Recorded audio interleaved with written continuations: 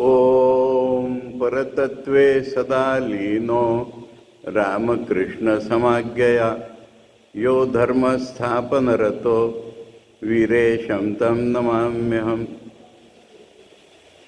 We have been studying Swami Vivekananda's Bhakti Yoga and we are in 1, 2, 3, 4, 5, 6, 7. We are in the 7th chapter, the mantra Om, Word and Wisdom. Let us go back to the start of the chapter. But we are now considering not these Mahapurushas, the great incarnations, but only the Siddha Gurus, teachers who have attained the goal. They, as a rule, have to convey the germs of spiritual wisdom to the disciple by means of words, mantras, to be meditated upon. We have discussed this last time, I am reading now. What are these mantras?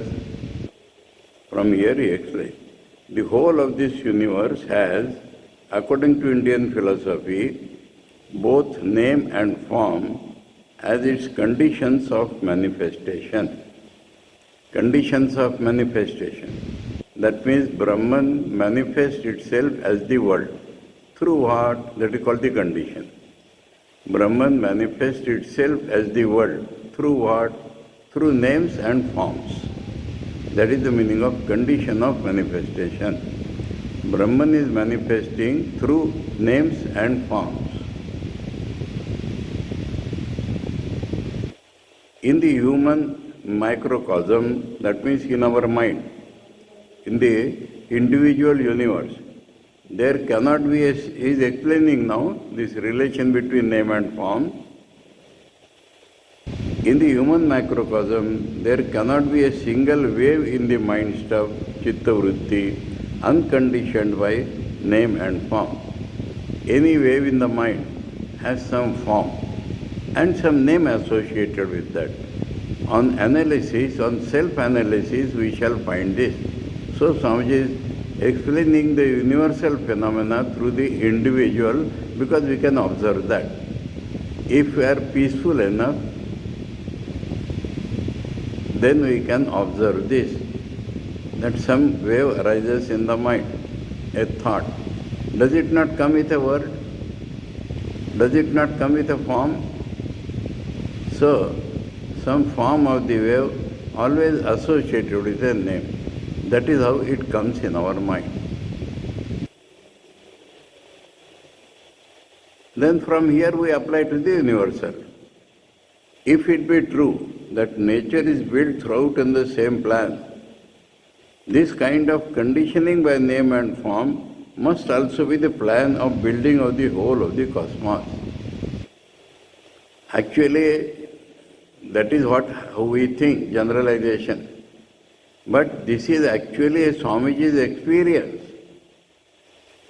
There is a place near Almora in Himalayas called the Kakada Ghat. Some people mistakenly think Kakadi Ghat. It is not this kakadi, that which we eat in salad. That is not the thing. Kakada means a crab.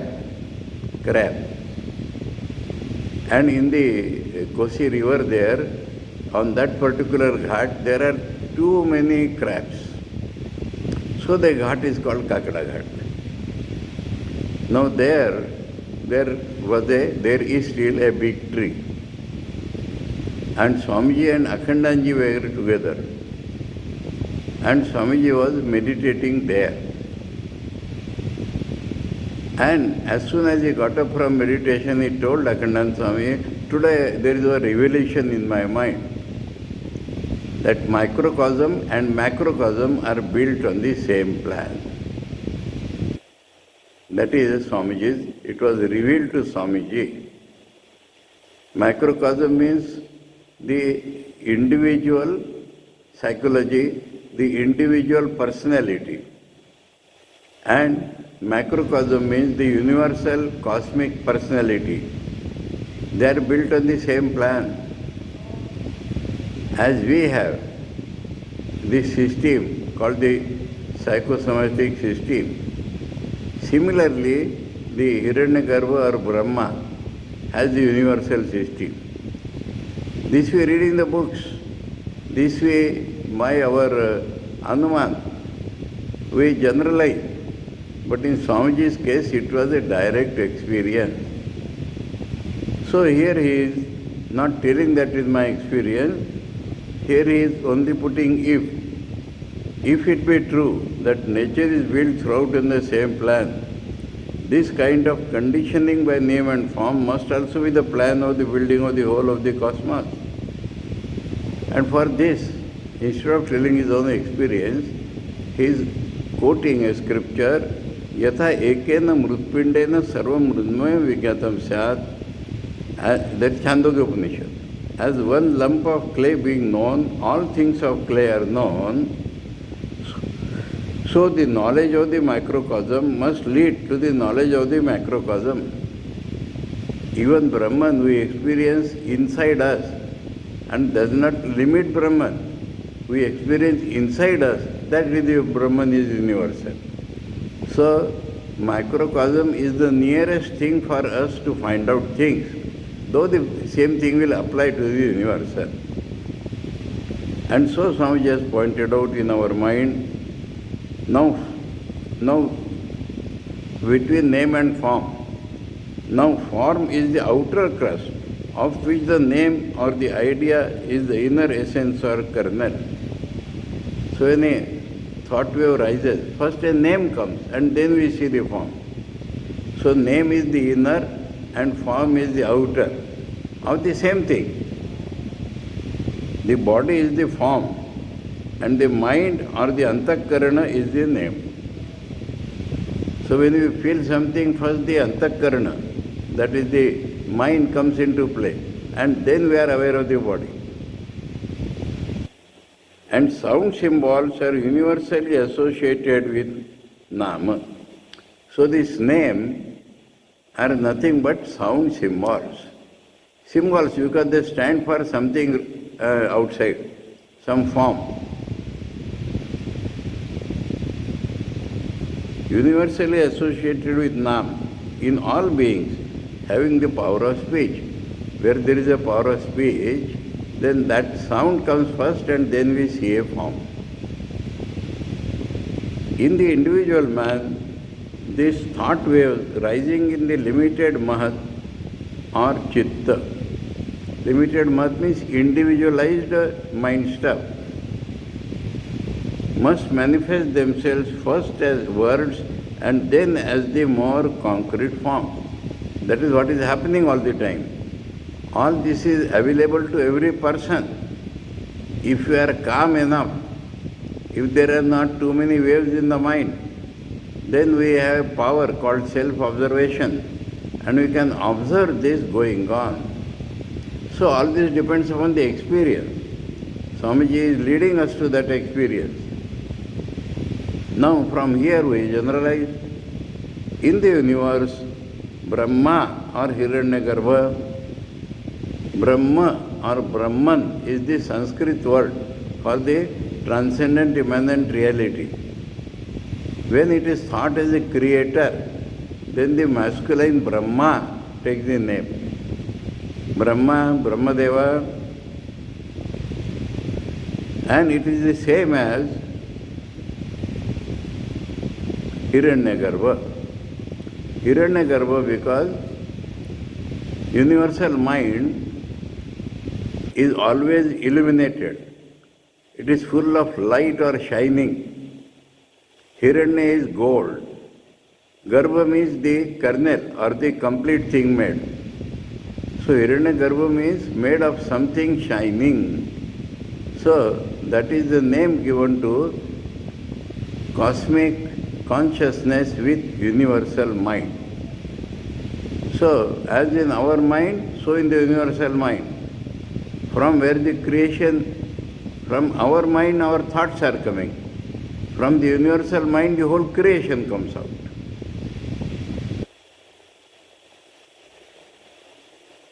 Or the cosmic Mahat. Mahat means the mind stuff. Cosmic Mahat is the universal mind stuff. First manifested himself as name and then as form.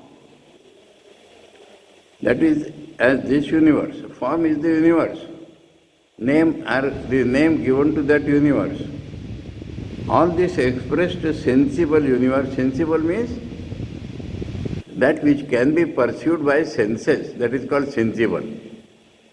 That which is pursued by the senses is called sensible. And we are concerned with the sensible universe. All this expressed sensible universe is the form behind which stands the eternal, inexpressible Sphota. Sphota. Eternal, inexpressible Sphota. That means the original root sound, root even of Om. Sphota is not Om. Sphota is the basic. Now the universe has to come out. So first what comes out is a sound, mool sound. And then it manifests itself in different sound forms. And the universe comes out. So the origin of the universe is a Sphota, inexpressible sound, mind you, not or anything. And that is what I was explaining. In the book of John, he only said the word. In the beginning was the word, and the word was with God, and the word was God. That means God has taken the form of the word and then as the universe. And nicely expressed by John, nothing was made which was not made from the word. So, first word, inexpressible word called Sphota. From there, articulate words would come out, and from those articulate words, the different things of the world will come out in the form. From the original Sphota, the egg-like, that means subtle form of the world comes out. And when that manifests as different sounds, then it manifests as different objects of the world. This you have to conceive. That is called Sphota. Another name to this Sphota, some people asked me, another name to this Sphota is Anahata Dhvani. Generally, when we hear any Dhvani, it is the result of something beating something, Ahata. Bell, our chords, satar, guitar, some instrument, it is struck and then the sound comes. That is the expressed sound. Behind all these expressed sounds, there is the subtle unexpressed sound. That is called anahata. That means not struck, but the sound is formed is there. It will become manifest through the struck sound. The musicians, in the Sangeeta Ratnakar there is a shloka. Those who are accustomed to hear, old generation, even though it is current, D.V. Paluskar singing Raghupati Raghav Rajaram. Before that, he sings 2 shlokas from Sangeeta Ratnakar. And he calls that as Nada Brahma. Brahman first appears as Nada, a sound, inexpressible sound. Then that becomes expressed. And he says by worshipping that Nada Brahma, that is what the musicians are doing. By worshipping Nada Brahma, we have worshipped Brahma, Vishnu, Mahesha, because they are all from the Nada Brahma. So, this Nada Brahma is the Sphota. It comes when it comes to express itself, then it becomes Kampan, the vibrated sound. Ahata means vibrated sound. But the yogis, when the mind becomes very, very subtle, in Kabir's bhajan we have heard that. He has equated that with the bliss of Brahman. कहता कबीर आनंद भयो है बाजत अनाहत ढोल. Dhol is a big drum, but anahata dhol, not unbeaten drum. So somehow they express through words. How to express? So anahata means not struck, but the sound is there. And this struck sound is what we hear. Anahata dhvani we cannot hear, yogis can hear. When the mind becomes very, very, very subtle, then only it can be heard. Rishis can hear. Now to express it, Sri Ramakrishna has expressed as if from a great distance some bell is sounding. From great distance. We are not seeing the struck, but some sound is coming. So, these are all the expressions of the original sound, and that is called sphota. And from this sphota now, the different manifested sounds will come, the different words, the word will come. So that is what I hope you understood now, that sphota is the original unexpressed sound. This unexpressed is called anahata, unstruck or unbeaten. But it is a sound experienced by the highest order of yogis or rishis.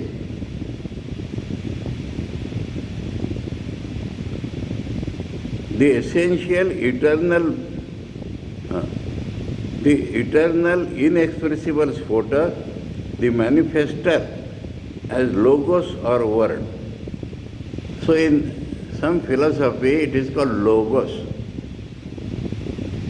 Brahman becomes logos, or Brahman becomes word, or Brahman becomes sphota.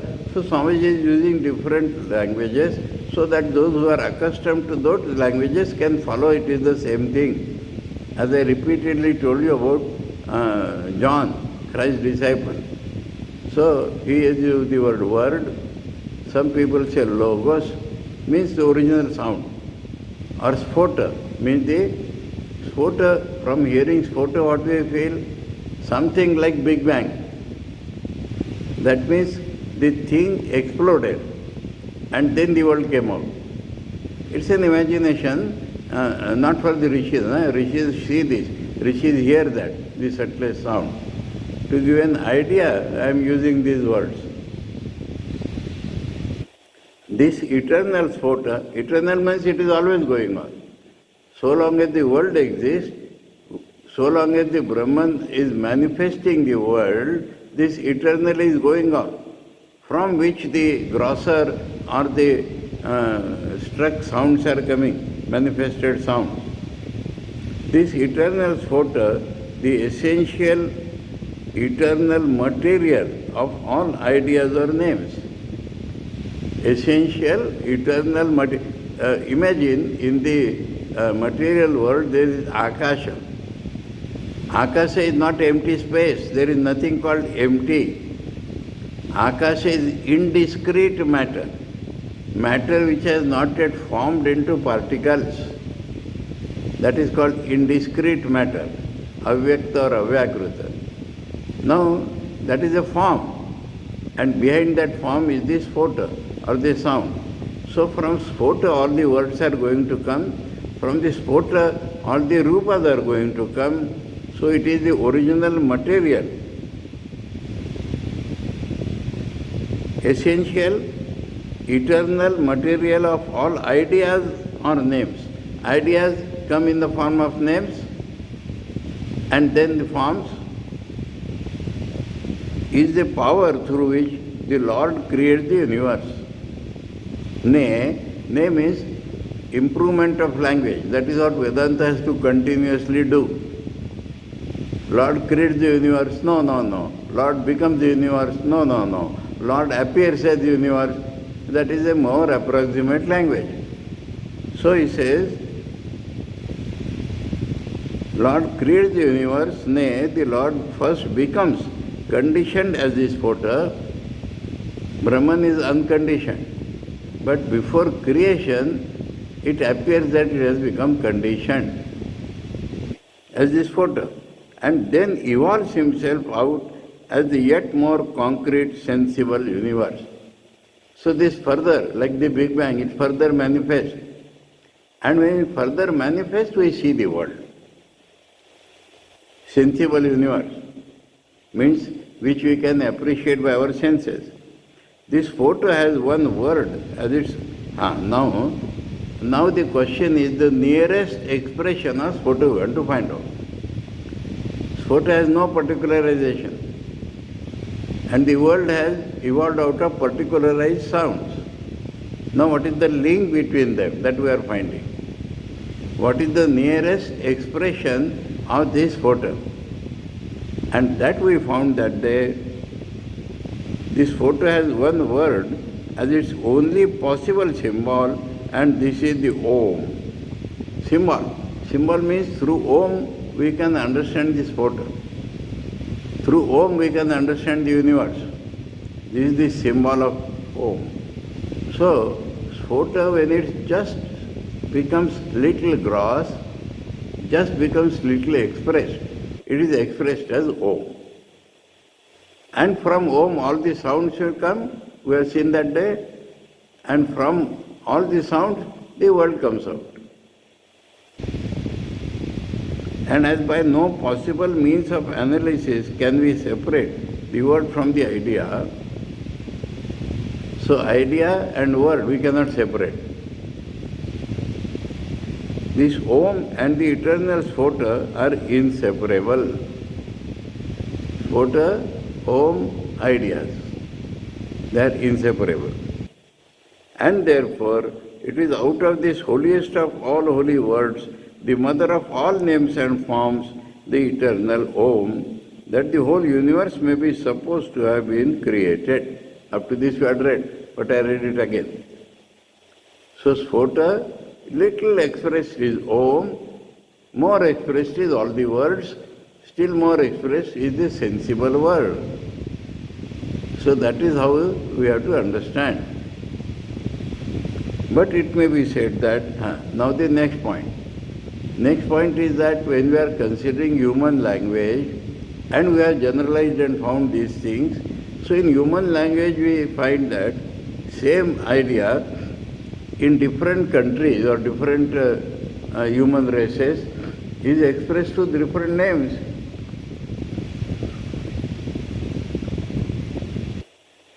In English we say wood, in Hindi lakdi, in Marathi lakud, kaat in Bengali, kaad in Tamil. We will find that some basic sound is same, but the formations are different.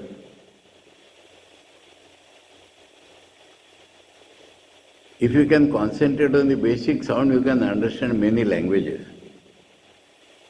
But it may be said that although thought and word are inseparable, yet as there may be various word symbols for the same thought, it is not necessary that this particular word Om should be the word representative of the thought out of which the universe has become manifested. So this is only a contention. It is not yet fully evolved. So the first evolution cannot change. Anything from subtlest to little expressed is Om. And so Swamiji shows that Om has to be accepted in every language. As I told you the other day, a little distortion takes place, like Amen and all this. So that Swamiji is now raising as an objection that in the expressed word, the names are different. So in the basic word, why Om should be accepted, why it cannot be any other word, that is what issue Swamiji is raising and explaining himself. To this objection, we reply that this Om is the only possible symbol which covers the whole ground, and there is none other like it. So it is not because it is Indian or Sanskrit, but because if we analyze, as we analyzed that day, it contains the sound of, it contains the basic elements of all the sound process. So it is not a question of particular language.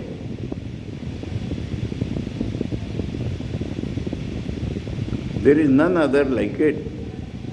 This photo is the material of all the words, yet it is not any definite word in its fully formed state. So photo is too subtle. That is to say, if all the peculiarities which distinguish one word from another be removed, then what remains will be this photo, unexpressed. As soon as the expressed peculiarities come. When the line is broken into points, it becomes different. So, peculiarities, as we were explaining that day, depend upon how the sound is touched before it comes out. But before that, the fundamental sound will be, absolutely fundamental sound will be Sphota. Little expressed universal sound has to be Om.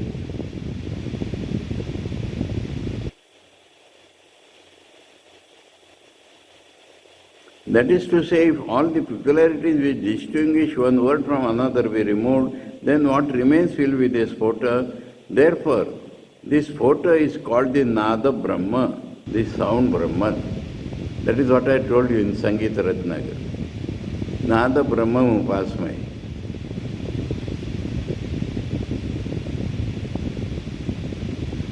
Now, as every word symbol intended to express the inexpressible Sphota, so you have to use some symbol, will be so particularize it that it will no longer be the Sphota.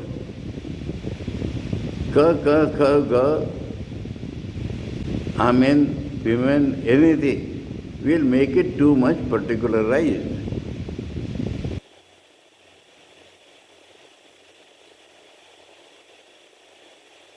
That symbol which particularizes it the least and at the same time most approximately expresses its nature will be the truest symbol thereof, and this is the Om. So a little particularization. What type? Generalized particularization. A particularization will be common to all the peculiar particularization. That we are trying to find out.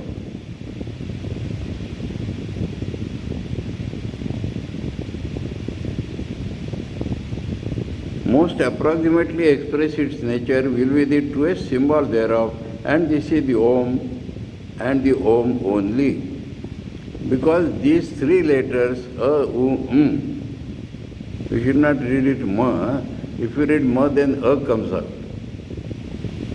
Swamiji has written in English A, U and M. And it is explained in Sanskrit A, U and Pronounced in combination, when it is pronounced in combination as Om, may well be the generalized symbol of all possible sounds. How? That way that they explained, which Swamiji is doing now. The letter A, don't read it as A. A is too much particularization. The letter A is the least differentiated of all sounds. That means sound as it comes out without any shape, without any touch is A. Therefore, Krishna says in the Gita, Aksharanam akarosmi. I am A among the letters. That means the mool letter which modified becomes other letters. Again, all articulate sound, articulate means expressed, which you can hear, are produced in the space within the mouth, beginning with the root of the tongue and ending in the lips. The throat sound is A. The original sound, throat sound, is A. And is the last lip sound. When you close the sound process with him. And the U, don't read it as U, and the U exactly represents the rolling forward of the impulse which begins at the root of the tongue till it ends in the lips. So rolling sound is U. If properly pronounced, this Om will represent the whole phenomenon of sound production. We have seen that day. We want all particular sounds are made by the sound being touched in some particular form, in some particular place, and then allowed to come out. And we want the common of all these. And no other word can do this. And this, therefore, is the fittest symbol of the spota. So actually we are concerned with the spota, the inexpressible sound. Behind that is Brahman. Brahman is going to manifest, Brahma, going to manifest himself. First comes the spota, and then comes Om, and then the other particularized sound.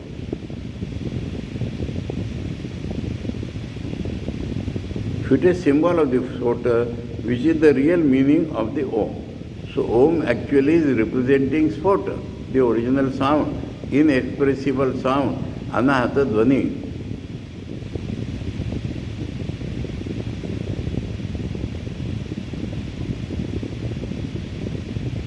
And the symbol can never be separated from the thing signified. The Om and the spota are one. Spota we cannot conceive unless we have become a yogi or we have become very great jnanis. So for us, spota, the first manifestation is Om. Spota is Om.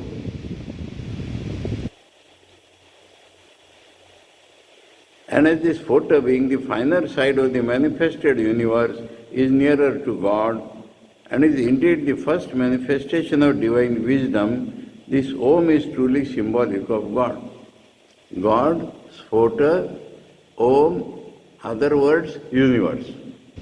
So the nearest symbol of God, spota is of no use to us, nearest symbol of God is Om.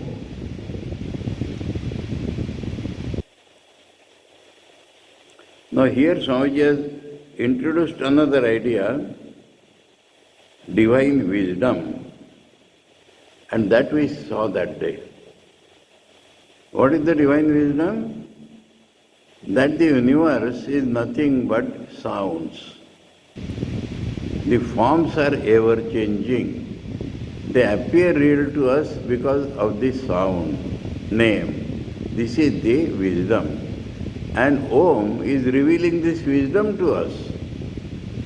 Om is telling us that the world is nothing but a sound. In our Holy Mother's words, she says, what is the world? Empty sound. Phaka awaj in Bengali. Empty sound. Sound is always empty. But to emphasize that, she is telling empty sound. Now when we are referring to Mother, let us hear another sentence from her in the same connection. What is this body? She says, no, in those days the measure was a seer in India. Little less or above kilo. So, a seer and a half. Maybe 1.5 kilo like this much is the body, ash. This body, when reduced to ash, will be this much only. So this body is only a little ash. The whole world is nothing but empty sound. This is the wisdom. This Om is truly symbolic of, again, just as the one only Brahman, one only means one without a second. The Akhanda, Satchidananda, unbroken existence, consciousness, bliss. That is the most approximate definition of Brahman, which cannot be defined. The undivided existence, knowledge, bliss can be conceived by imperfect human souls only from particular standpoints. And he is explaining all the mantras now, that this Akhanda Brahma is expressed by Om. But when we try to understand it, we understand it through different qualities. From particular standpoints and associated with particular qualities, so this universe, his body, has also to be thought of along the line of the thinker's mind. Let me explain what he means. Take any word associated with God. God. What is God? Governor, orderer and destroyer of this universe. Ishvara, ruler of this universe, the supreme ruler of this universe. So these are conditioned ideas according to our mind. Reality is only Akhanda Satchidananda. In our mind we conceive it as ruler, originator, destroyer, or more particularly, what is this Rama? When Dasharatha kept his son's name as Rama, the word Rama was pre-existing. The word Rama has a particular meaning. Those who want to write down, please take down. Yogino ramanti yatra. That means ordinary man's mind sticks anywhere, like the fly, to dirty things, to good things everywhere. But where the yogi's mind will find rest? In God. So it is a particular characteristic of God that yogi's mind rests there. That is called Rama. What is Krishna? Not necessarily black in color. Karsheti iti Krishna. So God's quality of drawing all our minds towards Him is made Him Krishna. Durga. Durga means difficult situation. Durga means when she takes us out of difficult situation, she is called Durga. So these are the Shiva. Shiva means absolute. So these are all particularized characteristics of God which is conceived by our temperaments. Each person has his own temperament, and that is how the different names of God has come. But there has to be some common characteristic, and that common characteristic is the originator of this world. And the originator of this world from Sphota comes through Om. So, Sri Ramakrishna has said, you see, Om Satchidananda Rama, Om Satchidananda Shiva, Om Satchidananda Kali. That means Om Satchidananda are common. Then a particular aspect is there. And Chaitanya Mahaprabhu says in each name, your infinite power is there. Namnamakari Bahuda Nija Sarva Shakti Tatrarpita. You have put your entire power into so many names which you have created. So these are, through the particular we approach the universal. And if you want non-particular, Om. And so the mantra Swamiji is explaining generally as Om and then some name. So here the Swamiji has explained that particular standpoint is body, that means the world, also to be thought of along the line of the thinker's mind. This direction of the worshipper's mind is guided by its prevailing elements or tattvas. So why the minds are different? Sattva Raja Tama proportion is different. The result is that the same God will be seen in various manifestations as the possessor of various predominant qualities, and the same universe will appear as full of manifold forms. Even as in the case of the least differentiated and the most universal symbol Om, thought and sound symbols are seen to be inseparably associated with each other, so also this law of their inseparable association applies to the many differentiated views of God. So this Rama will mean Yogino Ramanti Yatra, and that if we see particularized in the son of Dasharatha, then that becomes the same thing. So according to the different temperaments, we see God in different forms, associated with different names, and they are given as mantras, always coupled with Om. Om for the general nature of God, and a particular word for a particular aspect of that God.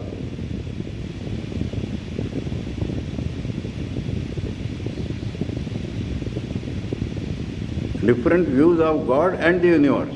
On one side is God, other side is the universe. In between is the name.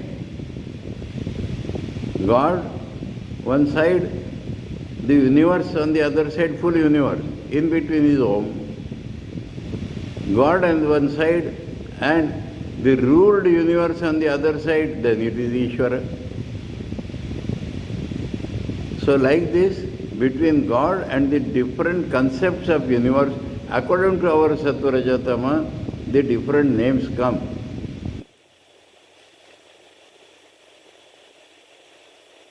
Each of them therefore must have a particular word symbol to express it.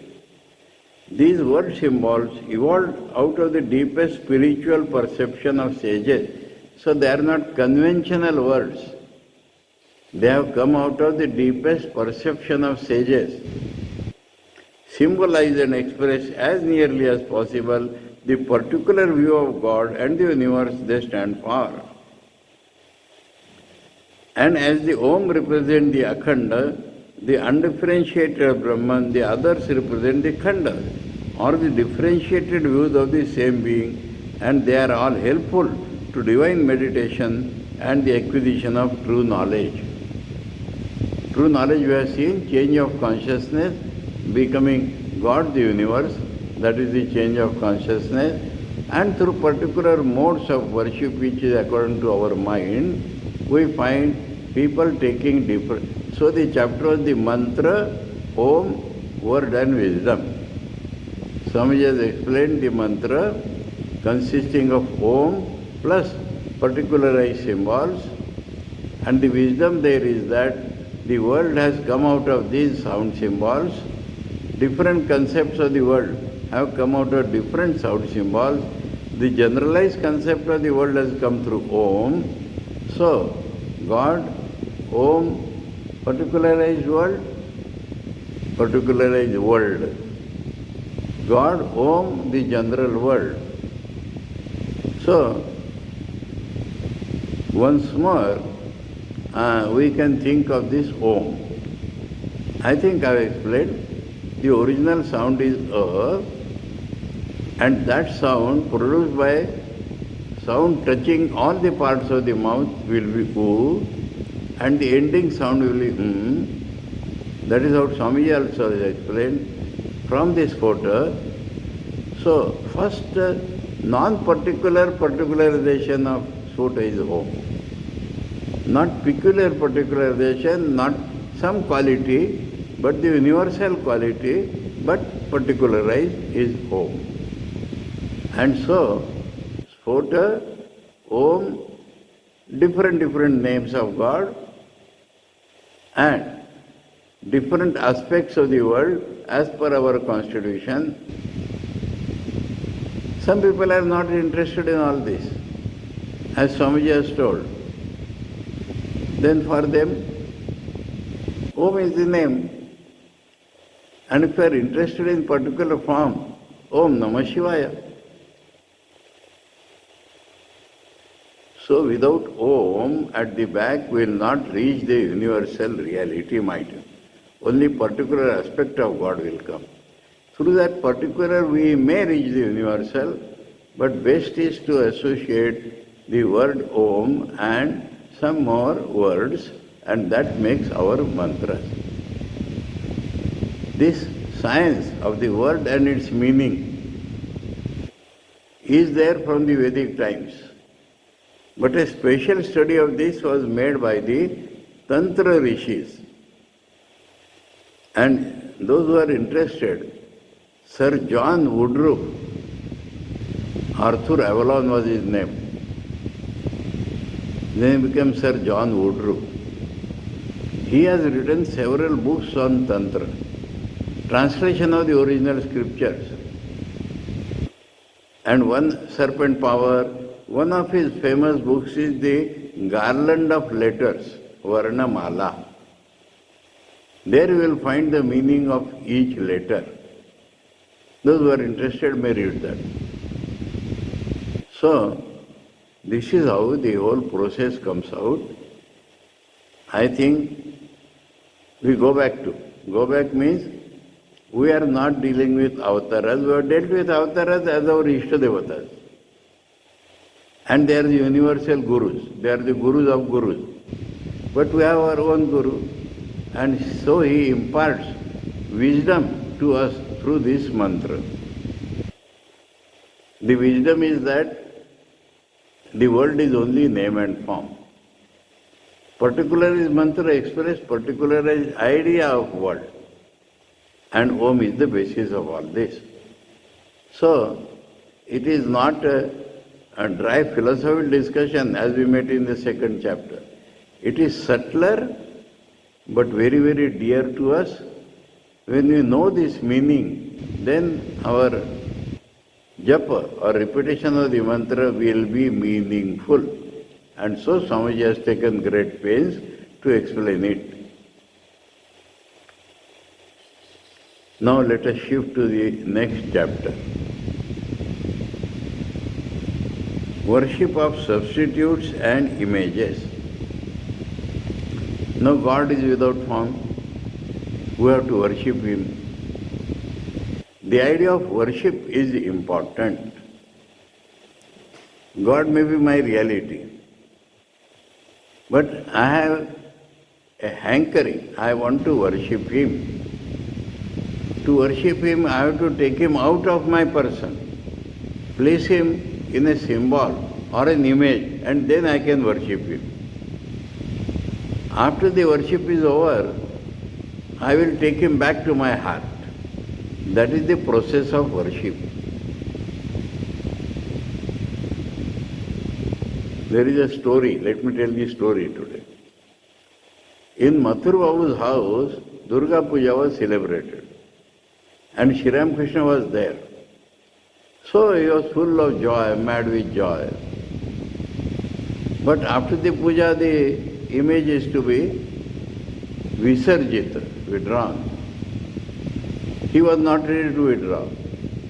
He said, I will eternally worship that image. Now, he was a man of hot temper. He said also, if you have two heads, then try to do that visarjana, otherwise I will kill him.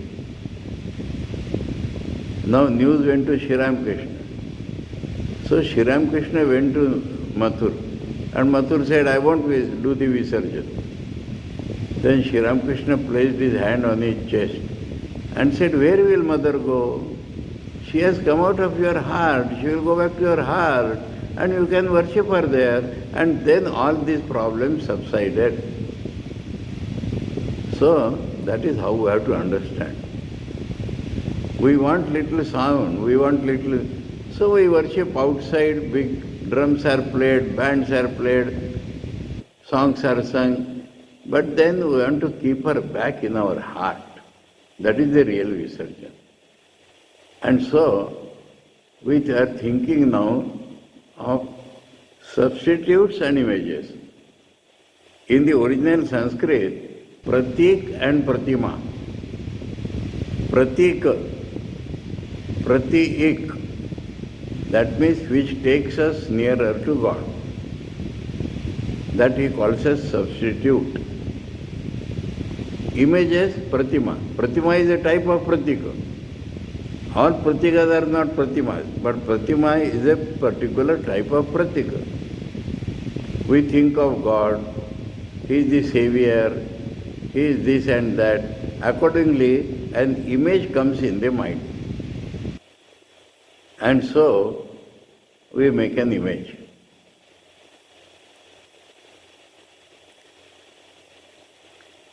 Some funny idea is coming to my mind. Shiva's image, wherever it is made, big beard and all that we see, jata and beard. Now Vishnu or his incarnations, Rama or Krishna,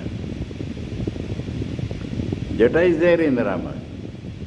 In Krishna also, the hair very long, very long. But why they appeared clean shaved every day? In the forest, what was there with Rama to shave himself every day? I will answer the question myself, but I am posing the question to all of us. Wherever Vishnu or his incarnation's image are made, they are very clean shaved. Understand? It is the Sattva Guna Prakopa. We conceive of Vishnu as Sattva Guna. And so the hairs are not there to disturb that Sattva Guna. So, but isn't it a funny observation? Rama or Krishna always clean shaved, even in forest. Anyway, so these are different ideas about God, different substitutes to worship God. There is nothing wrong in that, so long as we cannot conceive of God Himself. And images further grossify that in our mind, and we get images. And that is all essential. Swami has told that bhakti starts from the very gross worship, and the force of love takes us, and then we reach the highest goal. So we must consider all these things when we are considering bhakti yoga. The next point to be considered are the worship of pratikas, as Swamiji has mentioned it here, or of things more or less satisfactory as substitutes for God. And the worship of pratimas or images. What is the worship of God through a pratika? It is abrahmani brahmadrishtya anusandhanam. Anusandhanam, we are searching God in something which is not Brahman. But we are making the idea or consciousness, we are drishti, that it is Brahman. That is called substitution. Joining the mind with devotion to that which is not Brahman, taking it to be Brahman, says Bhagavan Ramanuja. Now, the symbols are not always gross. In Vedanta, various symbols are given. Worship the mind as Brahman. This is internal. And the Akasha as Brahman. This is with regard to the Devas. Devas means cosmic. In the cosmic sense, worship Akasha as Brahman, because all pervading like God. Mind because it goes to God, so that itself becomes the symbol of God. Says Shankara. This is for commentary on the Upanishads, Kenopanishad. The mind is an internal pratika, the Akasha is an external one, and both have to be worshipped as substitutes of God. So trying to form the consciousness of God, but holding on to a particular symbol so that the mind holds it. Even the hand can hold it if it is not out inside. He continues, similarly, the sun is Brahman. This is all from Kenopanishad and other places. Sun is Brahman, this is the command. He who worships name as Brahman, Brahman manifests through name. So name itself is Brahman.